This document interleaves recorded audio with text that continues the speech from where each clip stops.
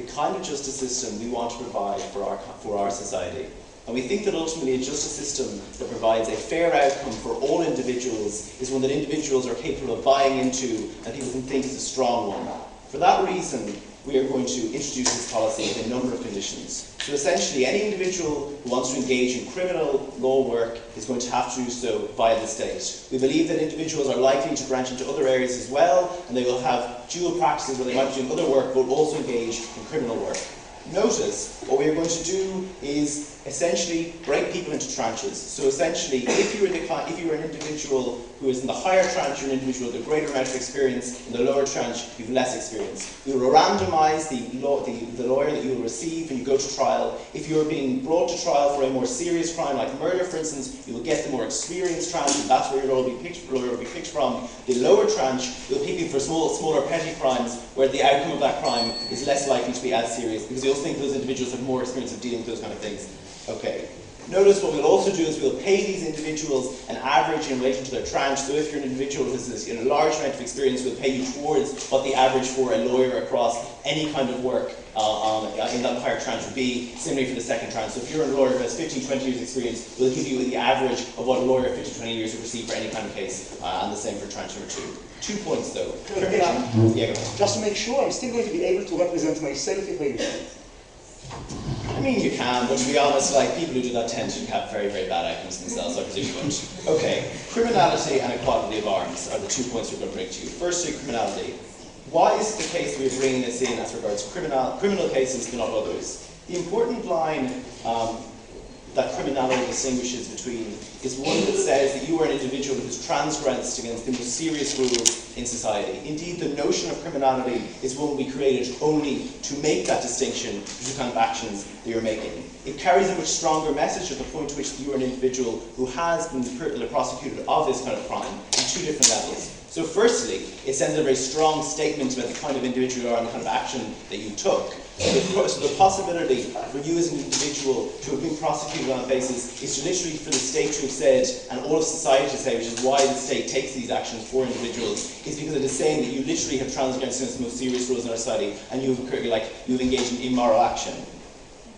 Notice that the distinction therefore exists then between, let's say, other kind of cases that we're not doing this, like tortious liability. Because notice, for instance, if you've committed tortious liability, all the state is saying, or all the world is saying, essentially, you've engaged in negligent action or a different form of action that simply does not carry the same kind of opprobrium or like moral messaging that we do get with this kind of action. Secondly, the distinction also exists as regards the kind of sentencing you're going to get, or the result of what that case might be. So if it's tortious action, you might receive a sentence. It might be that, or you might receive a punishment that involves paying something, for instance. But when at the point to which you engage in a criminal action, notice the sentencing we require of you is very different. You're an individual who might find themselves now in jail. You're an individual who now might find themselves literally losing years of their life.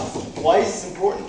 Because we think that ultimately, at that point, we need to make sure that the justice system is one that ensures that when you've transgressed against these serious rules, when you potentially could receive that moral message that says you're literally a bad person, or secondly, where you could lose those years of your life, for instance, it needs to be the case that individuals who are poorer are able to receive a likely chance of getting the same kind of outcome as a richer person.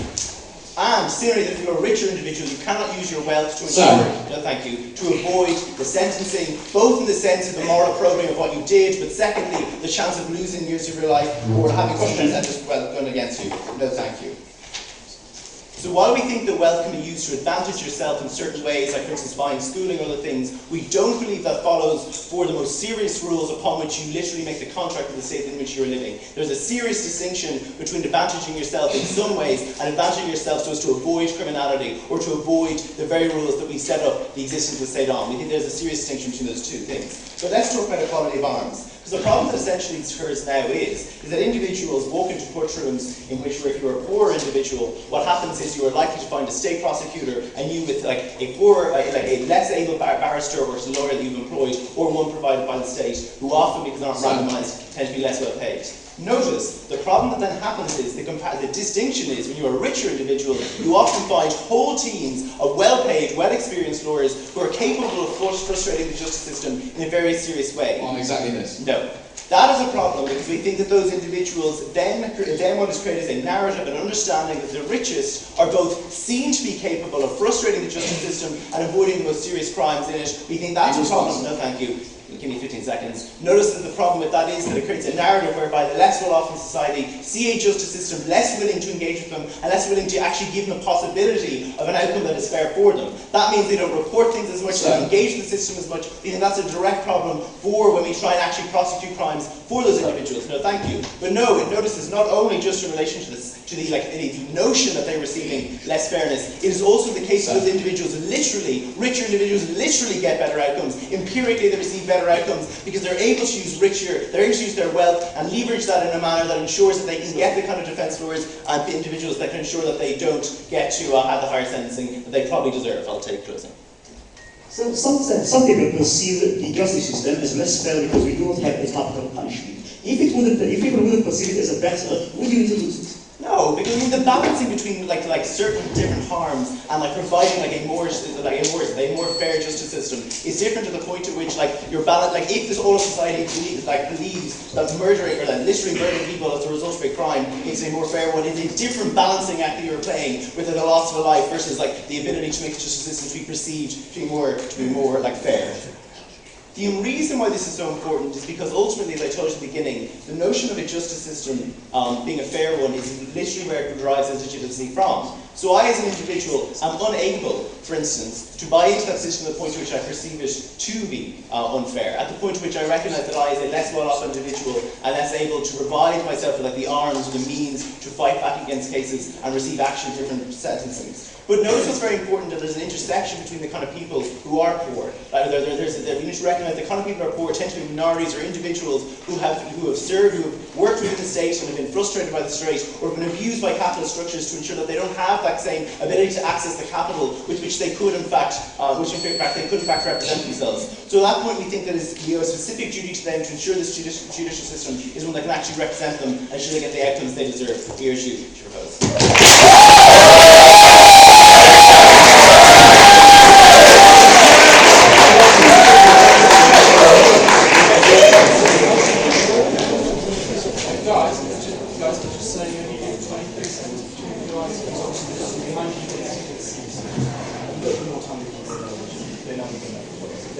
I'd like to ask the speaker for that speech. I'd like to call upon Rory to open the case for the opposition.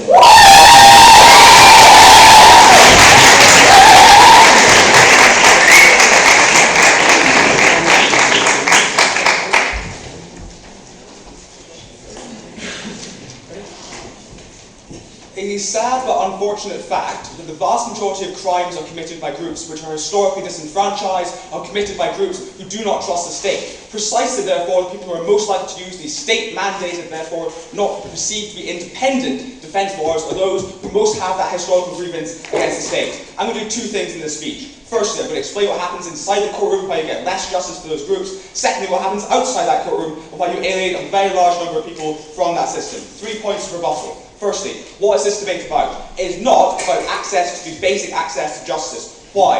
All of the op-eds would obviously support legal aid, either in the capacity of giving you a state lawyer, if that's what you choose, or giving you cash to hire a defence lawyer. We are also happy with the fact that most criminal barristers' chambers offer pro bono defence work. We're happy to make that a legal condition of their practicing law to massively increase that. We, on our side, will allow people who are worse off or don't want to hire a state lawyer to be able to provide their own form of that. Next point of rebuttal is the opening government spent most of their speech saying, why are we doing this for criminal law, not civil? Fine, don't care, I'm going to say it's bad that you're doing this for criminal. Next, then one argument was this means that we allow rich people to buy off justice. First of all, most rich people overwhelmingly are not those prosecuted for criminal acts. That's a statistic, and it tends to be black and poor. Now let's look at the circumstances in which that actually happened. Either you're doing it in a non-jury system like South Africa, I don't think that's particularly persuasive, by and large, because judges are not immune, are by and large actually immune to the rhetorical techniques of rich lawyers. Secondly, when you're doing it in cases of juries, right, saying that if you hired a rich barrister in the UK, you'd be able to rhetorically persuade the jury out and let the rich client off. I don't think that's particularly easy. Why? Because juries decide issues of fact, as is there enough evidence to prove you did this claim or not? It's very difficult, even though we all like debating, to rhetorically obscure facts, right?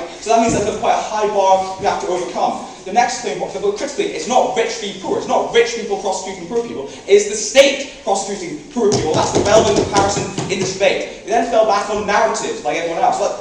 People view the justice system as unfair for every other reason. In fact, there's white people making laws that prosecute African Americans. There's racial justice that means we prosecute people who are black and take cocaine more than white. The last thing is say, well, it will decrease reporting if people don't trust the state. People will report it less if it's the entirety of the state which we distrust, rather than their own element about it. But critically, this is what we care about. I do not mind if a very small number of rich people are able to get off. Why? Because we should construct the balance of the state laws in a way that preserves the presumption of innocence as broad as possible. Given the disparity of power between states and individuals, and they have so much power over each individual, we should construct a system that prevents as many people as possible not being falsely imprisoned, even at the expense of some people getting the life sentence they deserve. So, firstly, what happens inside the courtroom? The first thing I want to ask here is who really know to hire in this state system. Because most lawyers, when they qualify, make a choice between criminal and civil paths. Most people tend to do commercial law because it pays more. A very large number choose to do criminal law because they go to a commercial practice which pays them a very large amount of money. Critically though, the state will not be able to pay them that large amount of money. Why? Because the state is poor, people do not like spending taxpayers' money. But also there are so many of them you'll have to pay it. You'll have to divide the money over a huge number of people. That's incredibly damaging. Why? Because most lawyers have spent years and a lot of money training to become lawyers. That means faced at a choice of do I become a criminal or commercial lawyer? Most will now choose to become commercial lawyers because it gains so much more money to pay it off. Critically, that's the problem opening government's men. They say we'll pay you on experience. That means when you have no experience, we'll pay you next to nothing, right? Which makes the choice even starker. So most qualified lawyers don't innately have a joy for criminal law. They receive money like most people in a capitalist society. You're going to get very few lawyers overall. Why is that damaging? Firstly, because on our side, a large number of criminal lawyers means there's good lawyers who do pro bono work, or funded by the Southern Poverty Law Centre or other NGOs who can defend poor African Americans, people who otherwise are not able to do them. But critically, in a circumstance that is characterised by a low number of probably low quality lawyers, you get a number of perverse incentives. Why? First of all, it means the state is more likely to overcharge because they do not fear good lawyers on the other side. Secondly, the state lawyers are likely to be overworked because relative to the number of cases they have, which is huge, and the number of people they have, which is relatively quite small, they'll have so many cases to go through. That means they tend not to do things like due diligence, do things like research. It means they can provide things like counter evidence to get their clients off. But critically and most importantly, if you're told you have 100 cases you have to get in a week, you're more likely to tell your client to plea bargain. Why is that catastrophic? Because most people are threatened with plea bargains by the prosecution, hoping that they'll be feared, and like say, crap, well, if I go to trial I might get 100 years, if I plea bargain I might get 10, I'll take the plea bargain now, and rather than go to trial and forcing that conviction. That means more people who are innocent will plea bargain out of fear, because the defence lawyer is telling them to take it. That is absolutely catastrophic, I would say, closing. In order to be a sustainable business model, the amount of pro bono cases a legal organisation can take on by definition has to be small. Surely there gets to be a point in which, in order to provide accurate representation, you're essentially just subsidising the same amount that you would be in order for, if the state was running the system full stop. No, obviously not compelling them to do that much, but compelling them to do some, to the point that there's this reasonable access to it, right? So, also the state system is catastrophically worse. So, secondly then, what happens outside the courtroom? The first thing to note here is that people don't think about justice in the state, they feel it. It is an emotional relationship. That's why even if you explain to African Americans the state probably isn't racist, they probably tend to disagree. Why is that important? Because most people don't tend to distrust the state because it's classist. They tend to distrust it because it is a violent entity that's attacking their lives. Why is that important? Because you now destroy one of the most last vestiges of independence in the criminal justice system. Because people don't see a distinction to police, prosecution and state defence. They just see the defence. That's incredibly damaging because they no longer see a distinction between the police who have overcharged them and harassing them and the people they now have to defend them. There's a number of harms to that. The first thing is I think they're less likely to cooperate with that justice system. Either in people coming forward because they themselves committed crimes and don't want to be charged, or alternatively just don't have faith in that system will work out. So why do they do it and why do they bother? But more importantly, if you do not trust the defender you've been randomly allocated for a petty crime, which by the way are most crimes, that you have a low quality lawyer, that means you're more likely to opt to represent yourself. That is catastrophic. Why? Because nobody has any experience about law. But it puts in an emotional decision of trusting someone who's from the state and you do not trust, and versus the fact, well, I'll go myself, we think they're not insubstantial, though obviously perhaps not the majority of people will choose to represent themselves. Those people who are most in need of a lawyer, typically they would not do that if it was a legal aid lawyer provided by the government, because they are seen to be impartial, it's not seen to be the state overreaching. Critically and finally outside the courtroom, we stop whistleblowing within the criminal profession. Why? Because currently, people who are defence lawyers can call out overzealous prosecution, call out instances of injustice within the system, because if they know the state bars them or they fear retribution, they can go to a private commercial law firm. Critically in your world, you don't have that possibility of escape. So lawyers who do choose criminal law now fear, perhaps even if incorrectly, the state will fine or punish them or demote them if they make any overt form of criticism. That means you silence one of the most powerful voices of critiquing that system is silent. Look, this policy aims to make the justice system more fair. It ignores the historical, racial and arbitrary characteristics that means that it's unfair and people have perceived that. This makes the system much worse. We're very proud to oppose.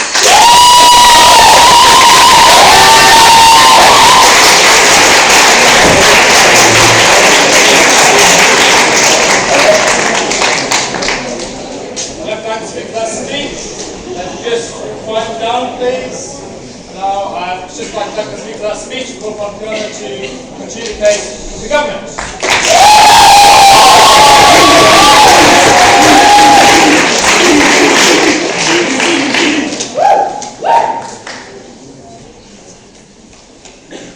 Okay, in this speech I'm going to talk about balance. I'm going to talk about what happens when you have the richest and best paid and therefore most experienced lawyers always represented by white-collar criminals effectively instead of the state. I'm also going to talk about the interpretation of the law, how that gets worse under the status quo and better under our prop. First, a couple of points of rebuttal. I find it quite surprising that oh god, I've forgotten your name, awkward, that Rory, for example, stands up and says that the people who are most likely to be prosecuted for criminal law are the people who are the most marginalised, most disadvantaged, most likely to already rely on the state to provide them with a barrister, right? The problem is, notice how non-comparative it is when it says that now people will like under our prop, people will start opting out if they do not want a state lawyer and represent themselves. Note that it is already true that the most marginalised people cannot afford a criminal lawyer and therefore rely on the state already. Yet it's not a randomised system, so you are more likely to get the worst kind of lawyer who cannot represent you. And also, we do not see people currently opting out because most people prefer not to go to jail than to stand up for their ideological principles of trying to abolish the state. Number two, the idea that judges are immune to rhetorical techniques, that's literally bullshit. In order to argue that cohesively, you have to say that social capital doesn't exist, that accents don't matter, that using long words doesn't matter. Like, unfortunately for a lot of teams in the open break, apparently it does. Being able to say things in long words matters more than being able to say things in shorter words. So unless you are willing to defend that, I'm going to say that was a waste of your time. Number two, like, when he says that we fallback on narratives because, you know, there's little enough there, like, I'm sorry, Rory, but like, SAS is probably a bad strategic substitute for analysis. Like, the problem is, at the point at which you actively see the people who are defending criminals, in your view, criminals who are rich, and they are getting away with things that you would not get away with, that is a real harm to you individually. You do not feel protected by that state. You are also less likely to seek an investigation because you do not think that you will get a level representation. So if it is the case that we fix that narrative harm, note that there are also consequential benefits to that, so we still win that. Number four, the idea that now there will be so many lawyers that they're all going to be, first of all, there are going to be so many lawyers that are going to have to pay them very little money, and yet contemporaneously, there's going to be so much work for each of them to do because there'll be so few of them. I'm going to ask you to choose. We think what probably is going to happen is that the state is going to set a quota for the amount of lawyers things will need and hire that amount in the same way it does civil servants, so it is unclear why now you get a massive pool of criminal lawyers. Not finally. No, guys, that's bad. Or unless you're agreeing with me, in which case, yay. Okay. Then, the idea that now more people choose commercial law because it pays better. That is true under the status quo. People who choose commercial law often do so because it pays you a hell of a lot better. For example, I currently have a contract sitting at home for an obscene amount of money to do work I have no interest in doing, but I do want to make a lot of money, so I will probably sign it. Now, importantly though, now the incentive to go into criminal law is the same, which is that you get to represent these ideology, you possibly get to write or argue the winning case in something that is constitutional, which is massive for you. Okay, and finally, that lawyers become worse because now they force you to plea bargain. Note again, already true of free legal aid lawyers. So now, under the status quo, what they are happy to prop up is a system where the poorest people, where the people who are already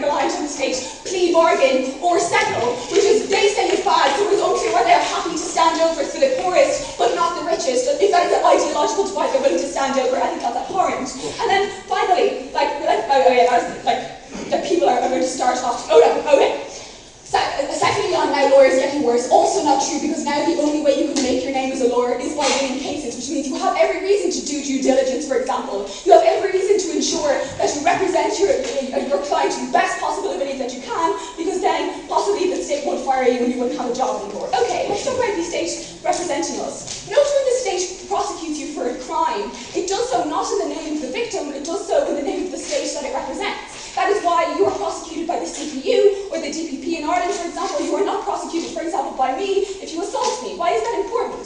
It means that when the state represents itself and represents the country it represents in a criminal trial, it is doing so on all of our behalf and on behalf of the law that it stands up for. Problematically, it is true that a lot of the reasons why lawyers stay in the public sphere is because they are paid better, the private sphere is because they are paid better in the private sphere. As a private criminal lawyer, if you make it as a private criminal lawyer, it is more lucrative for you to be in that sphere than not. That means that the people who are best at exploiting loopholes in legislation, the people that are best at interpreting law in favour of their client, the people who can use the longest words and argue the most cogently, stay in the private sphere and act and militate against the state. No, guys, that's bad. Importantly, why that matters is that you are effectively stacking the deck against the state in all cases. Note that when you stack the deck against the state, you not only stack it against the state, like the victim that had that crime possibly perpetrated against them, but against all of us, and as the law, as a concept. We'll go on to that further in a second, but go ahead, Rory. Do you not think that rich defendants might still be able to hire private investigators and other things to give evidence to their state-employed lawyers, and they can still gain a particular advantage and you just screw over everyone else? Like, again, Rory, if that's your comparative, then note that I'm still happier that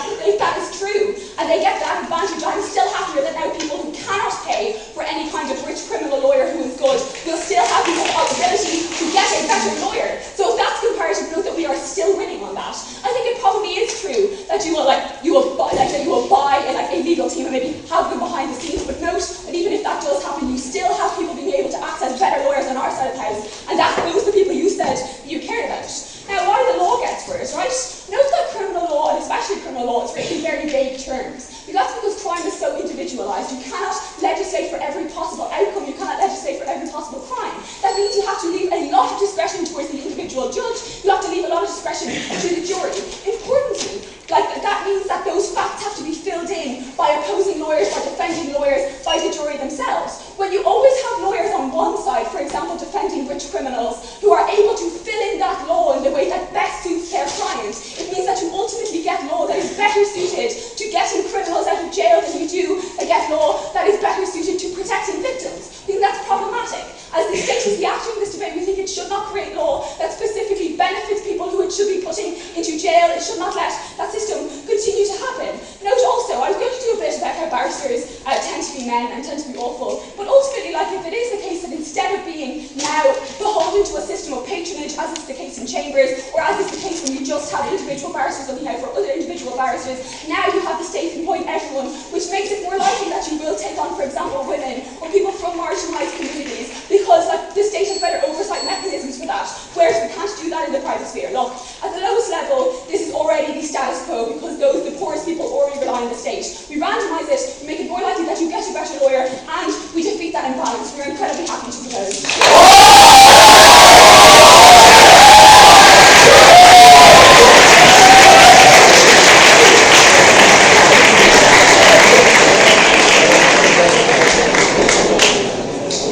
I'd like to thank the speaker for that speech and call upon Alex to continue the case for the opposition.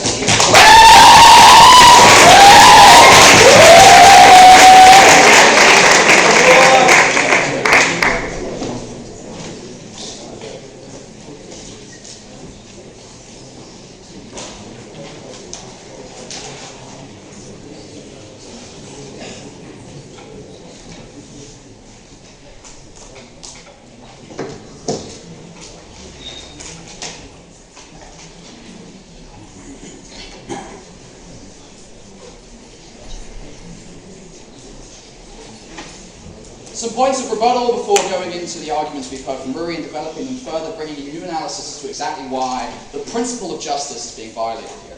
First of all, the economics of the legal system. So there's some very strange stuff coming out of opening government, where they want to make a radical change and try and ensure there is as few impacts as possible. Importantly, it might be true that you can pay some money as a state lawyer to the individual. But more importantly, the fact that you can have more people going into barristers is because 1 or 2 rich clients will pay 6 or 7 figures, allowing you to then better represent people who are less vulnerable. It is an indirect form of taxation that allows the wealthy in some areas to pay into the legal system, which is where these high, as you say, very tempting salaries come from. It might be true that the state can offer some money, but it will always be a significantly smaller quantity, and the number of people capable of earning that maximum quantity is much smaller. As you can see, money is an enormous motivator, and as a consequence, there will simply be fewer people going into the judicial system under your metric. More importantly, these people are often competitive. They have a sense of objective skill they wish to prove. These tranches will be considered vague, uncertain, hard to identify. Progress will be much more difficult than within a neat, organised legal system that allows you to promote yourself effectively. This means commercial law does become much more successful. It means that there are fewer lawyers going in. It means there are fewer lawyers available, and a lot of these harms stand. You then say that the ability to bias judges is, of course, significant. What we are saying is that the capacity you have to move someone who is guilty to a lower sentence is a law of diminishing returns. It takes an enormous amount of capital in legal skill to take 3 or 4 years off a certain conviction of a sentence. But what this means is we are happy to accept that rich people, as is always the case, will be slightly advantaged if that money is then reinvested back into a legal system that can better provide justice for the majority, for some specific reasons I will talk about.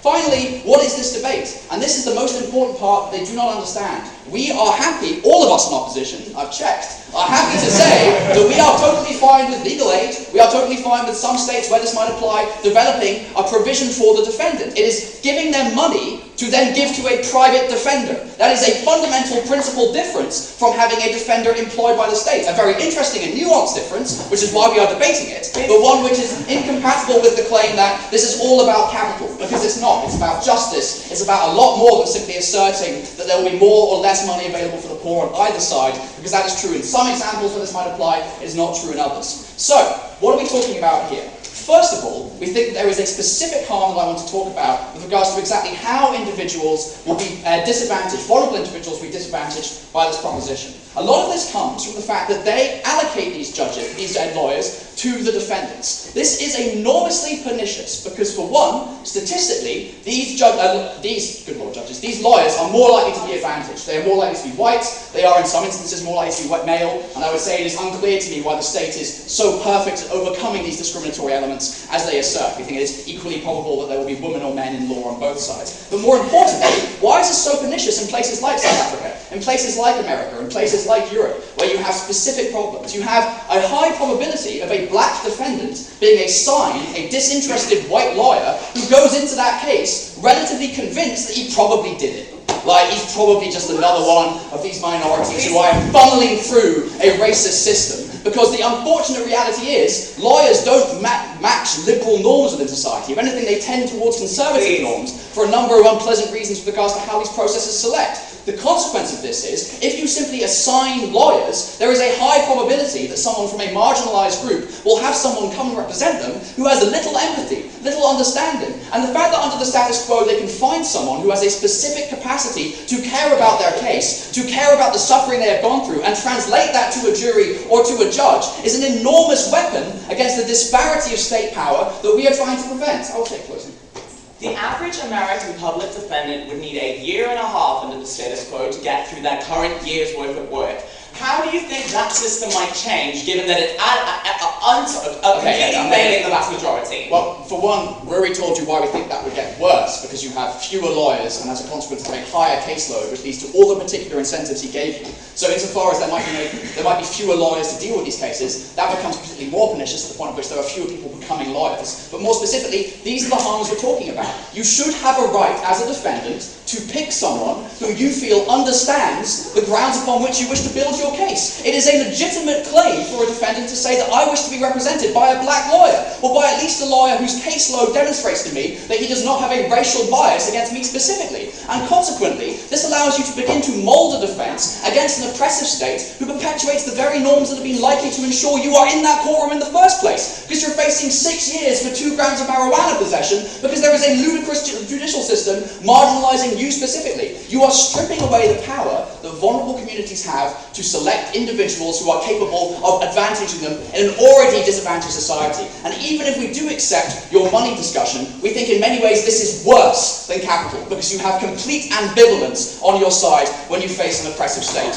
And I want to talk about the state. I want to talk about exactly what we are talking about here, because this is a much more significant distinction than government would have you believe. The state is a monolithic entity with a monopoly on power who has the capacity, which is somewhat trippy when you sit back and thinking about it, to pick you up and put you in a room for 9 years because you deserve it. Now obviously, we have become normalised to the assumption that the state is here to stay, and even I, with my tendencies, would agree that it probably is here to stay and that has some benefits. But more significantly, we say that it is a valuable principle to have defence and criticism of the judicial system from being outside the judicial system. Why is this so important? For both the defendants and for the lawyers themselves. For one, law is not morality. There are a huge quantity of laws that are enormously immoral, that are specifically discriminatory, that persecute you for your sexual preference, for your identity, your gender, your faith. And this applies in countries where these norms are particularly unhelpful. Why is this significant? Because for one, as Rory has identified, the defendant is very likely to feel, when the state is prosecuting them and defending them, that there is a conflict of interest. And are more likely to believe that considering the state formed the norms that have marginalised them as an individual in their community for generations, that the defence is not going to be a good one. They are more likely to be convinced, as Rory has identified, that they don't have hope in hell. They are more likely to take a belligerent plea bargain. But more significantly, it prevents any criticism of the legal system externally, because often defence lawyers are the most capable advocates for addressing injustices, because they are a separate group who recognises moments when the state enormously overreaches. We get bad laws all the time. The UK just made it illegal to rip an iTunes DVD onto your computer. That is an actual law that now exists. You need the capacity to be not employed by the government to say that you think this is a bad case, that you can advocate for it and still be employed by a private enterprise rather than being trash dumped because you have the audacity to raise a criticism of a particular harm. You get particular harms for minorities, you get a worse legal discourse, you give the state monolithic power, you make it less likely to get justice, and all in all, we can still give legal aid to rectify some of this, so I urge you to oppose.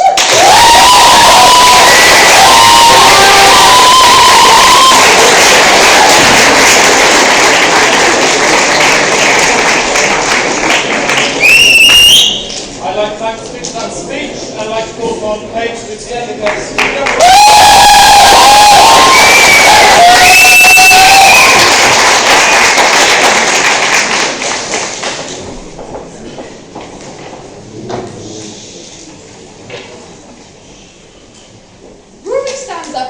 And says to you all that it's an unfortunate fact that socially and economically disadvantaged groups are just more likely to commit crime. We challenge that.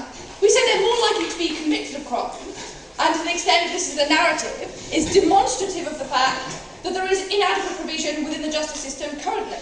There's no evidence to suggest this reflects actual disparities in criminality. We're simply not looking at white, powerful criminals at the moment, and that's what we plan to change. What we think this motion will actually do is make access to justice significantly better for these disadvantaged groups. And even if it didn't, we actually care more about equal access to justice than that anyway. First, in terms of some rebuttal. So we have this whole thing about like, well, you won't have whistleblowers, it'll all be state controlled. I mean, to be quite clear, we're obviously not propping Kafka, right? Like, as public defenders work in the US, there's obviously a separation of powers insofar as the state funds them, but can't fire them for being too good. That's obviously nonsensical and not what we're propping. They then said, well, people will opt out because they'll be so disenfranchised and alienated. I mean, probably not. Even under the current totally appalling provision that opening up recognise African Americans who are massively disenfranchised from the state still go for public defenders, precisely because otherwise to do so otherwise would be absolute suicide. But I just want to lay out, right, exactly how differential access to justice works. Because they said, rich people do slightly better. R. Kelly, his lawyer, managed to convince the jury that he was not guilty of an assault on a 14-year-old girl, despite a video of him doing this, had been distributed all over the internet and was shown to the court. And his lawyer convinced the jury that it was not possible to prove that this wasn't a stunt double of R. Kelly, and he got off, right? There is no way that any people would believe that unless it was coming from the kind of lawyers that we're talking about, the celebrity lawyers who have differential powers of persuasion. They give the example of South Africa, right? In the case of Oscar Pistorius, Judge Masipa, who is widely recognised for being harsh in terms of defendants who commit violence against women, was convinced by Oscar Pistorius's paid lawyer that she should not count his previous acts of violence against women as indicative of the likelihood of whether or not he killed his girlfriend, right? So it's nonsensical to say that either judges or juries are immune from social bias or take into reputations seriously. Secondly, in terms of just the ability of these lawyers to drag prosecutions out, like you just have the ability to very overwork public prosecutors in paperwork. The fact that like Berlusconi can drag out all of his court cases until the statute of limitations is over demonstrates there is effectively a culture of impunity for the hyper-powerful who are able to pay their lawyers to use any legal means possible to flout the law. Also in terms of the resource disparity, in terms of the private investigators they talk about. Like, obviously it's quite important that the private investigator is actually affiliated to the law body in question, because you can't just accept evidence as a lawyer and put it into court if you can't verify it. But at the moment, you can hire private investigators, which means you're able, in terms of jury selection, to throw out anyone who you might possibly think would be biased against your defendant. Similarly, things that poor people don't have, right? Also in terms of pre-trial motions, the ability to rake over every single piece of evidence and throw out every single thing that could possibly be prejudicial. Again, a thing that poor people don't have. So all the things they're talking about, the reason that our jails are full of people of ethnic minorities is not because they're more likely to commit crime, it's precisely because there is differential access to justice, and that is wrong. I want to talk now about why you have incentives to make provision better. So that currently, we acknowledge that provision is absolutely appalling. That's because the powerful have no incentive to make it any better. Because you know, as a white wealthy person, you're going to be able to pay for that lawyer to throw out your pre-trial motions, to go over all of the evidence, and to hire that private investigator. And then the public prosecutor simply doesn't have the ability to see through that court through the 5 or 10 years that your very wealthy lawyer can drag it out. Yes, go. The reason that there is a majority of minorities in prison is that the court system creates crimes like mandatory possessions specifically targeted at African Americans. It is not true, as you claim, that there is not a problem here that we need to recognise and legislate around. Okay, and then when the police arrest African Americans who are poor, they know that they can force them to a plea bargain because that is very quick. If they arrest someone who's white and powerful and can pay for a lawyer, they know that they're going to spend 10 years trying to drag it through the court as their lawyer goes out. That's exactly why you get that differential. But the thing is, what this changes is now white wealthy people are going to be like, Christ, I could actually be falsely accused of something. I could be taken to court, and I don't have the option of paying for a wealthy lawyer. And particular crimes like rape, right, which like white wealthy men think that they're going to be falsely accused of, it's going to really scare the shits into people, right? We think that's important because now the hyper-powerful, now the wealthy, now the privileged actually have an incentive to make provision of public justice better. When it affects you, when it affects your family and your community, and not just the ethnic minorities that you think are criminals anyway, that's when you'll actually start caring about making public provision better. So we think in general, actually, public provision will get phenomenally better precisely because there are now all the political incentives to put more money into it. Also in terms of like the fact that you are now going to have potential miscarriages of justice, but they're going to happen to white people as well as to white people and to wealthy people as well as to poor people. The incentives for political scrutiny are much greater because the poor, innocent, white, rich person in prison sells more papers than the poor black person in prison. So you now have massive incentives to actually have better political scrutiny, to actually have properly funded justice systems. Even if there is a case of a miscarriage of justice and more white wealthy people end up in prison, we have to probably actually create incentives to make the prison system better, and again, make life better for all of the people that you want to talk about. Also in terms of like, oh, everyone will leave the law. I mean, it's incredibly difficult for barristers to retrain once you've gone into that. Also in terms of what the OG said about like, there are other reasons you go into it, like it's, you know, a sexy profession or whatever. But again, we actually think the public defenders will be paid more. All you need to do is bring it up to the level of public prosecutors, which is like 80k a year, right? Which you absolutely, as a white person in politics, have an incentive to do because you might be Berlusconi and now you have to go to court, and now that you're going to have a public defender, you have an incentive to actually pay them properly. Okay, why then we should care more about differential access? So Alex says, you should have a right to choose your lawyer. You should have a right to choose someone who identifies with you and who you can trust, right? Most people do not have that right. The black person who is accused of cannabis possession that he wants to talk about does not currently have that right. They are assigned a public defender, they are not entitled to that right. So if it is a human right, you need to goddamn well explain why this doesn't apply to everyone. Why we don't give everyone unlimited resources to be able to fund their defence. Given we cannot do that, it is obviously better to say that no one should have that right and everyone should have equal access to justice. Why? Because even if it's something you disagree with, like so for example stop and search laws, we think they're bad, it's still better that they would apply to everyone equally than that we seek out specific groups that they apply to. So even if you buy the stuff about the median level being lower, that is obviously better than it disproportionately affecting one particular minority.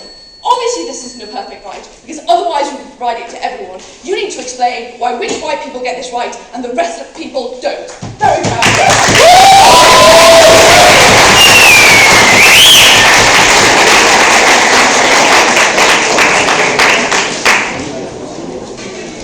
Thanks for that speech. I'd like to call upon Al to present the case in the opposition.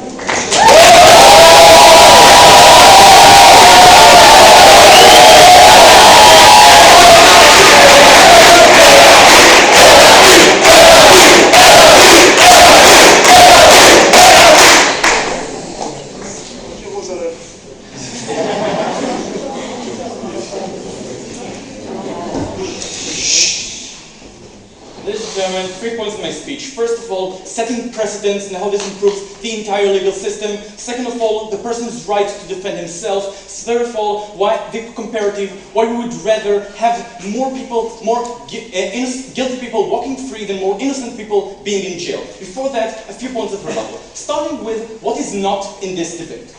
Two things from opening government that are simply not inside this debate. First of all, is there a system of randomization and incentives in the public defense system? Because we can do that under status quo without banning private attorneys. We think it may be a good system, we think it may be a good idea to implement, but not relevant to this motion. Second of all, the trust in the public system is also not relevant. How do we know that? Because in response to our POI, they acknowledge themselves this is an inferior clash in that they say, if we have to harm some defendant's right, for example, by having the capital punishment, we would not prioritize that for the benefit of public trust in the system. Therefore, by their own analysis, this is not an important clash in this debate. Now let's talk about what we hear from closing government. Because, first of all, they tell us people are still going to be good. First of all, they tell us that lawyers can influence trials. Obviously, we accept that lawyers can sometimes influence trials. We think the motion would have no purpose if it didn't. If any person could represent you to the same level of ability, obviously there would be no point in this debate. But notice, they don't actually show us that this is going to improve the situation of the worst off in society. The only analysis they give us there is that they say today some improvements, some big improvements which they have not clarified, are not made enough. And if we're going to give rich people more of an incentive to do them, then we will have those things. No, this is a very weird way to enact certain changes. If you want to enact those specific changes, enact them instead of making the whole system worse in order for people to okay, then they tell us, but people are still going to come into the system. First of all, maybe the people who already qualified as criminal lawyers may not have a choice, but the people in the next generation definitely, when they're faced with high-tech, medicine, and all sorts of other professions, when this doesn't apply, are obviously not going in. And second of all, as opening opposition already tell you, they're going to have significantly less resources for each individual case. I'm going to explain why that's actually important in my first point. Then they tell us, their last point, if we cannot provide everyone with a specific right, we should not provide it to anyone. We think that is absurd. We think if that were true, and we say, for example, that being financially well off is an important thing, then you would have to take everyone's property because some people don't have it. We don't accept it either. Let's talk about this. Opening opposition. Tell us about the fact that that we have better lawyers and we have some pro bono representation. On that, the governments tell them, but there isn't actually massive trickle down here because the poor people can't actually access the systems as well, right? So what we tell you is very simple. The justice system is an evolving system. It evolves through precedents. It evolves through things like, for example, appeals to higher courts, which set certain legal precedents. The fact that, for example, the U.S. Supreme Court has decided that searching people's phones is banned under the Fourth Amendment is something that only happened because you had a lawyer that had enough time on a specific case, and enough of a revenue on that specific case to take it all the way to the Supreme Court in order to set that sort of precedent. We say that is something only a private lawyer, a very rich, very successful private lawyer, or a group of those lawyers, as was characterized by opening government, they are the only ones who can do this. And we say, once you have these sort of corrections, they apply to all society. They make it better specifically for those who are constantly frisked on the streets, specifically for those who are constantly searched by the police. They get significantly more rights under our side of the house. These sort of precedents simply don't work under your side. Opening government tells us, oh, but they go against the state, and that is horrible because the state is us. No, the state is a huge organization with disproportional power versus the individual defendant. We say it's a terrible idea to make the state stronger in this balance. Let's talk about my right to defend a person's right to defend himself. Because opening government tells us that the criminal justice system is different. Therefore, you should not be able to use your money. We did not actually get an analysis why that difference means that specific thing. Because on the contrary, if they tell us that the legal sanction is the worst thing the state can do to you, obviously you should have more of a chance to be able to defend yourself.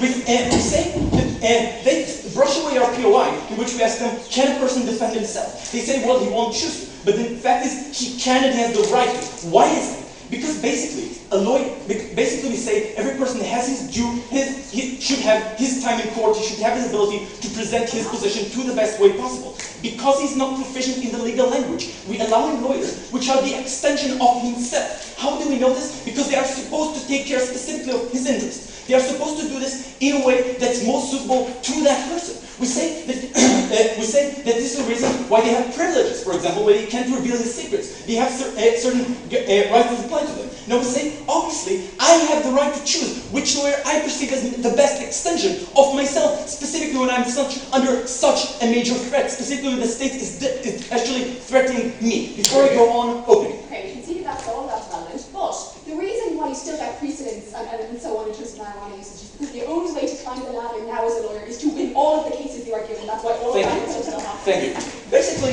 no. Nobody wins all the cases.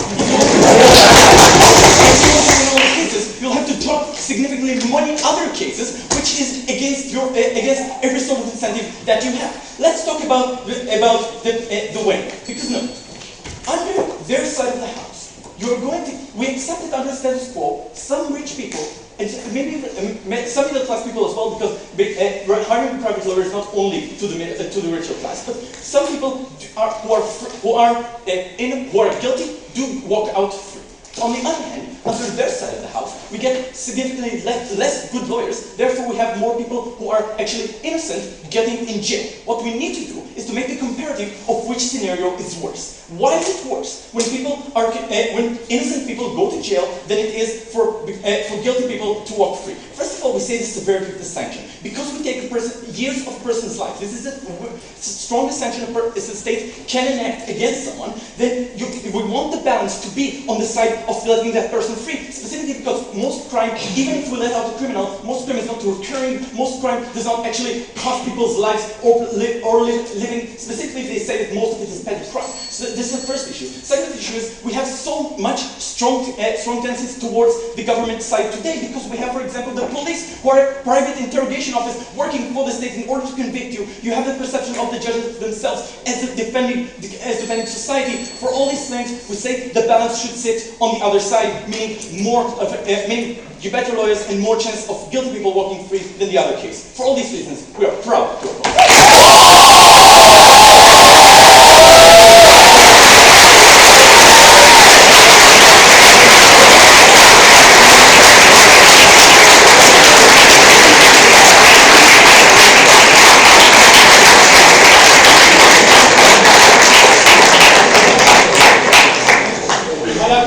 That speech was on practice made to make the government.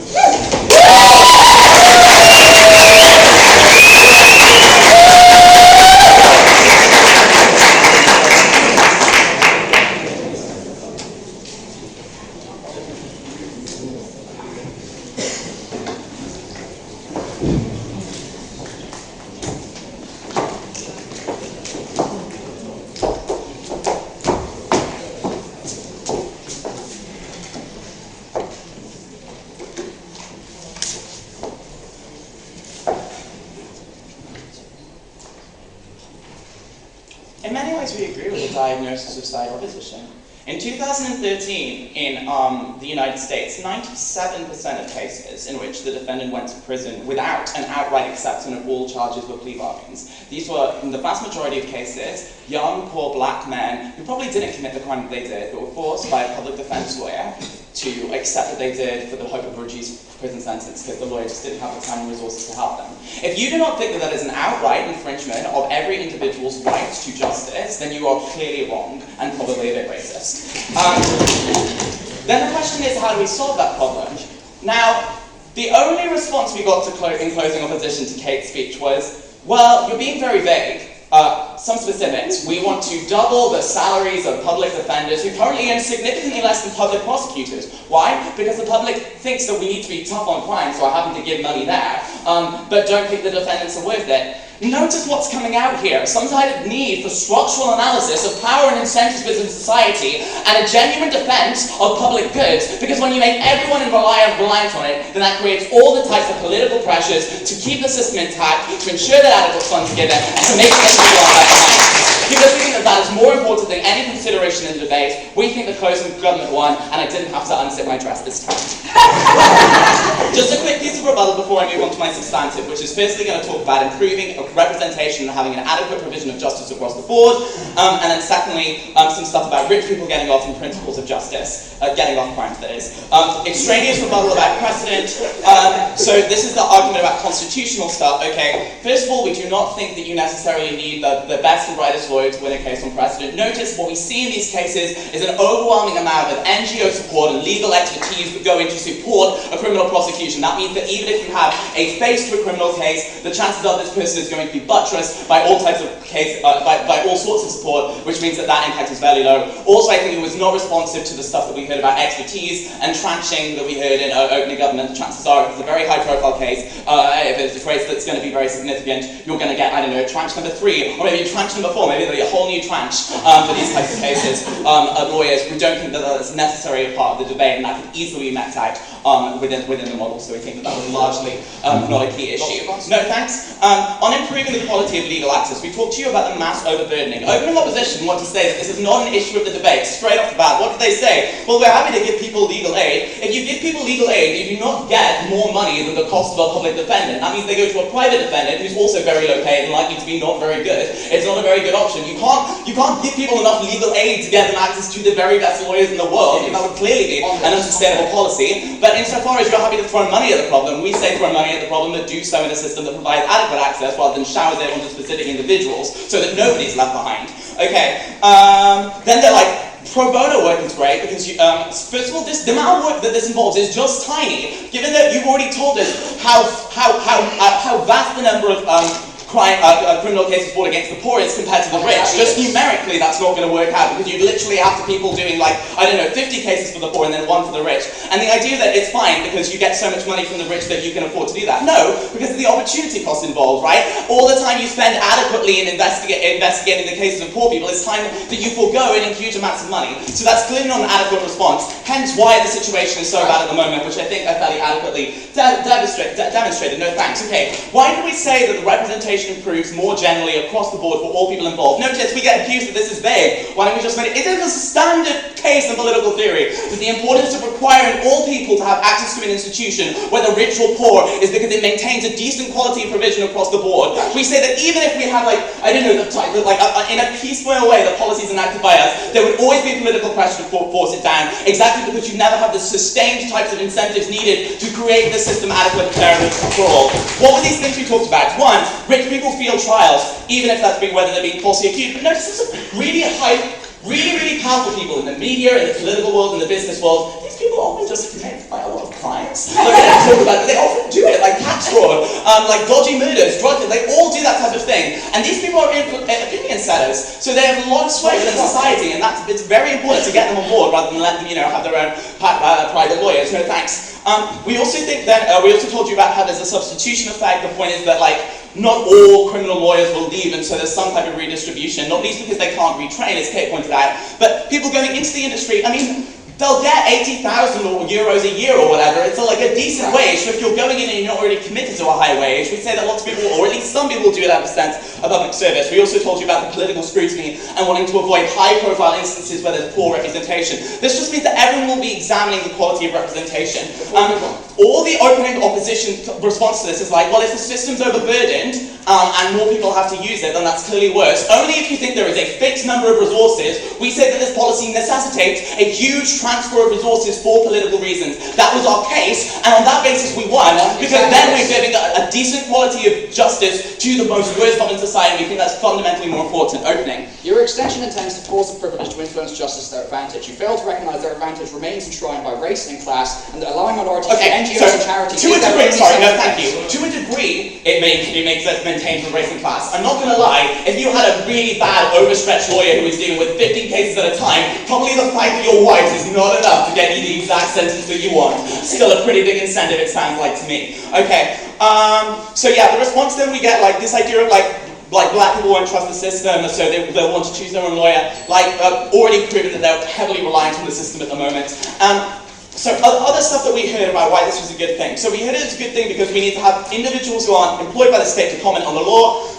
We'll give protections to whistleblowers. I mean, if you were going to get fired from your job, you'd go to an employment tribunal. It wouldn't even be a criminal case in that case. But also, people can still externally criticize the law. It's not lawyers on the job who are the only people who are allowed to do this. And even if lawyers on the job wanted to criticize the law, we'd make sure they weren't being able to be fired for it. Okay, so the final thing that I want to move on, onto this principle of justice stuff. Okay, so what we say is this is reliant on their an assumption that you will not get an adequate provision under the status quo, right? And we think that that's necessarily going to be the case. That is an important principle. That's why we need to ensure it for everybody. Our policy does that. Anything extra than that clearly can't be a fundamental human right, because then we need to provide it for the poor. That was a challenge we gave to the opposition. Finally, on rich people getting off, we gave you the specific analysis of what types of rhetoric are persuasive, but in particular the other tricks that rich lawyers use, all the time that they have to plus people with objections, the private investigators that they hire, the public lawyers would never do, right? Because they're suspicious of these private investigators. They don't have the same type of long-standing professional bond with them, which means that they're more likely to resort to underhanded motives such as finding dodgy information out to intimidate the